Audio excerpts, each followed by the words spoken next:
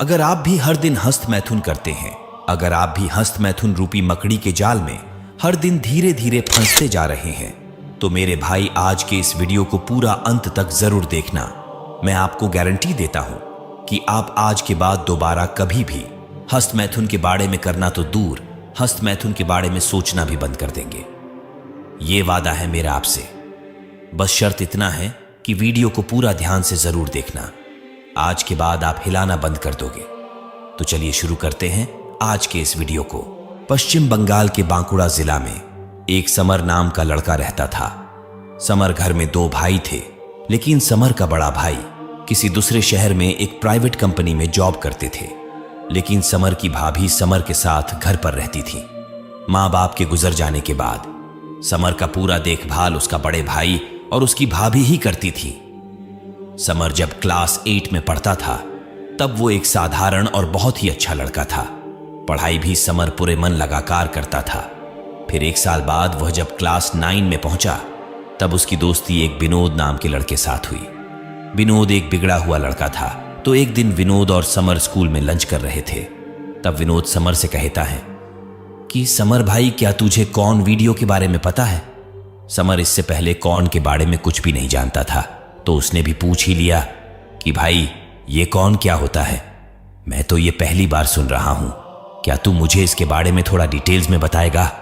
तब विनोद बोलता है कि अरे भाई, बताना छोड़, चल आज मैं तुझे दिखा ही देता हूं। तू जल्दी जल्दी लंच खत्म कर और मेरे साथ हॉल रूम में चल। फिर दोनों लंच खत्म करने के बाद हॉल रूम में चला जाता है, जहां पर विनोद अपना मोबाइल पर कॉर्न वीडियो दिखाने लगता है।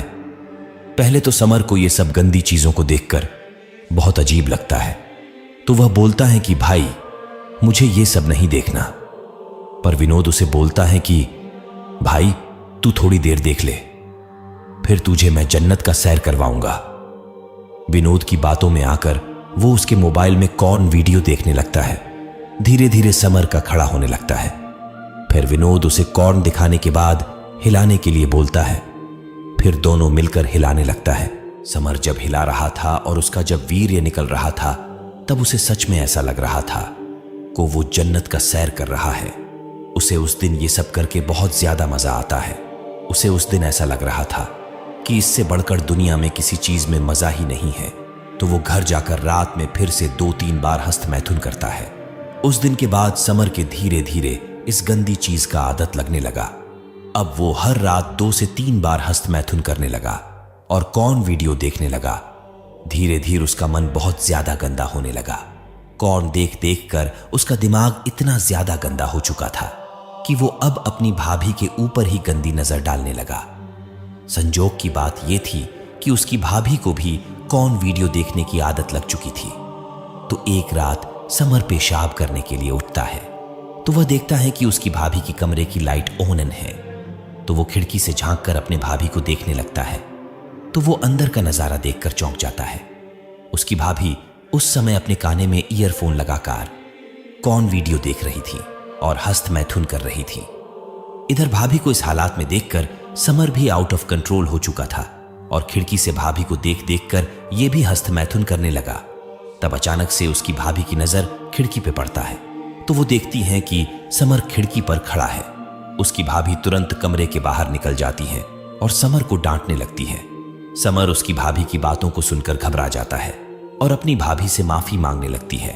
पर उस समय उसकी भाभी भी आउट ऑफ कंट्रोल थी, तो वो समर को अपने साथ अपने कमरे में ले जाती है और अपनी हाथों से समर का हिलाने लगती है। समर भी अपनी भाभी का पूरा साथ देने लगता है और दोनों मिलकर एक दूसरे के साथ संबंध बनाने लगता है। उस रात दोनों मिलकर कई बार संबंध बनाता है। फिर अगली सुबह समर स्कूल चला जाता है, पर स्कूल में उसका मन पढ़ाई में नहीं लगता है। उसके दिमाग में सिर्फ उसकी भाभी की ही बात घूमने लगता है। तब वह स्कूल छुट्टी होने का इंतजार करने लगता है और जैसे ही स्कूल छुट्टी होता है, तो वह जल्दी से घर पहुंचता है। उस समय उसकी भाभी किचन में कुछ बना रही थी, तो समर पीछे से जाकर अपने भाभी को पकड़ लेता है और अपनी भाभी का पीछे हाथों से सहलाने लगता है। फिर दोनों मिलकर उस दिन किचन में ही करने लगता है। ऐसा अब रोज होने लगता है। कभी किचन तो कभी बेडरूम तो कभी वॉशरूम। ऐसा लगभग 1 साल तक चलता है। फिर एक दिन उसका भैया घर लौट कर आ जाता है और अब वह गांव में ही कुछ बिजनेस करने के लिए सोचता है और गांव में एक मोबाइल शॉप खोल लेता है। इधर समर हर रात अपनी भाभी के बारे में सोच सोच कर तो कभी कौन वीडियो देखकर हस्तमैथुन करता रहता है। दोस्तों, इस हस्तमैथुन की बुरी आदत के कारण उसका सब कुछ बर्बाद होने लगता है। पढ़ाई तो पूरी तरह से चौपट हो ही गया था, लेकिन उसका शरीर भी अंदर से पूरी तरह से खोखला हो चुका था। उसके शरीर की सारी शक्ति खत्म हो चुकी थी। आंखों के चारों ओर काला ग्रहण लग चुका था। गाल अंदर धंस चुका था। गालों में बड़े बड़े पिंपल्स निकल चुका था। हर वक्त कमर में दर्द करता था। कुछ भी खाता था तो पेट में गैस बन जाता था। सीने में जलन भी होने लगता था। अपने से बड़ों के सामने मुंह उठाकर बात भी नहीं कर पाता था। उसके मन में हर वक्त अब एक ही बात घूमता था कि शायद वो कोई बहुत बड़ा पाप कर चुका है। इसलिए उसे कभी कभी आत्महत्या का भी ख्याल आने लगता था। वो पूरी तरह से डिप्रेशन का शिकार हो चुका था। हर वक्त घर में ही पड़ा रहता था।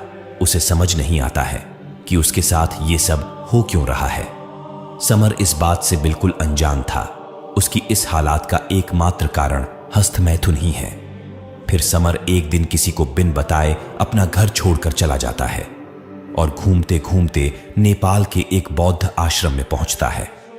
वहां पहुंचकर वह संन्यास लेने का मन बना लेता है, पर उसने जो पहले गलत काम किया था उसके कारण उसका मन हर वक्त अशांत रहता था। तो एक दिन वह आश्रम के बगीचे में बैठकर रो रहा था और अपने आप को बहुत ज्यादा कोस रहा था कि मुझसे ऐसा किया गलत हो गया है, जिससे आज मेरी ऐसी हालात हो गई है। तब उस आश्रम के गुरुजी उसके पास जाते हैं और उससे उसका रोने का कारण पूछते हैं।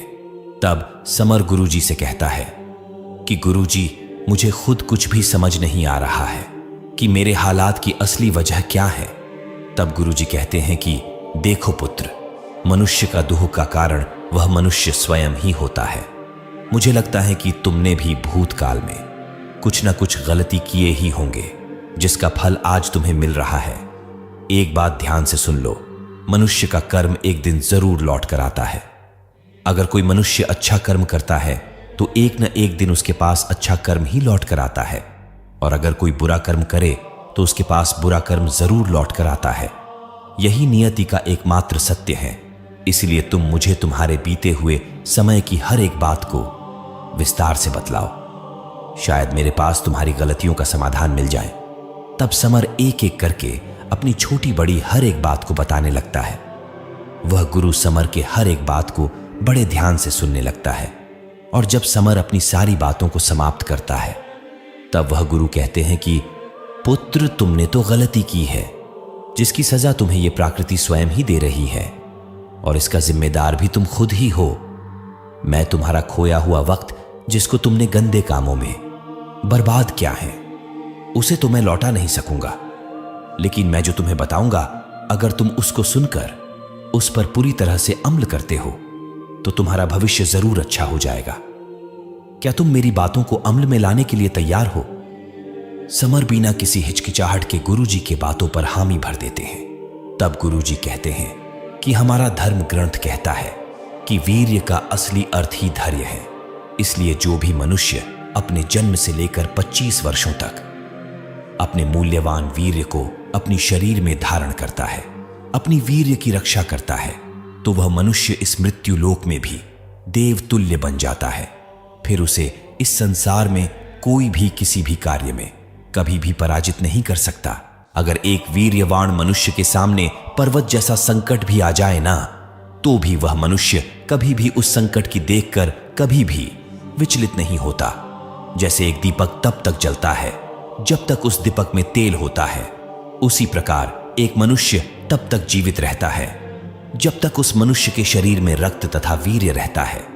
जिस प्रकार एक नदी को पार करने का सर्वश्रेष्ठ साधन नौका ही है, उसी प्रकार इस भव सागर से पार होने का एकमात्र साधन ब्रह्मचर्य ही है। इसलिए हे पुत्र, प्रत्येक मनुष्य का सबसे पहला धर्म यही है कि वह अपने जीवन का एक भाग समय में ब्रह्मचर्य का पालन जरूर करे। इसी में उसका भलाई है। पर आज के बालक बालिका गलत संगत में पड़कर अपने सबसे मूल्यवान वीर्य को पानी की तरह बहा रहे हैं। खैर, सबकी अपनी मर्जी है, जिसे जो ठीक लगे वह उस चीज को करे। मेरा काम समझाने का था, उसे मैंने पूरी शिद्दत से समझाया। आगे तुम्हारी मर्जी की, तुम क्या करोगे। तब समर को सारा खेल समझ आ जाता है कि उसके इस दुख का असली कारण क्या है, और फिर वह उस गुरुजी के चरणों में गिरकर सौगंध लेता है। हे गुरुदेव, मैं आज से आपको वचन देता हूं कि मैं आज के बाद कभी भी हस्तमैथुन नहीं करूंगा और न ही किसी स्त्री के प्रति अपने मन में गलत विचार रखूंगा। फिर धीरे धीरे समर गुरुजी की बातों को पूरी तरह से अपने जीवन में अप्लाई करता है और धीरे धीरे वह अपने गांव का सबसे महान व्यक्ति बन जाता है। इसी के साथ हम आज के इस वीडियो को यहीं पर समाप्त करते हैं। उम्मीद करता हूं कि वीडियो की जानकारी आपको अच्छी लगी होगी, तो वीडियो को एक लाइक जरूर करें। साथ ही अगर आज के इस वीडियो से रिलेटेड कोई शिकायत या सुझाव हो तो उसे कमेंट में जरूर लिखें। हम आपके हर एक कमेंट का जवाब जरूर देंगे। और अगर आपने आज के इस वीडियो को पूरा अंत तक देख लिया है तो आपका बहुत बहुत धन्यवाद।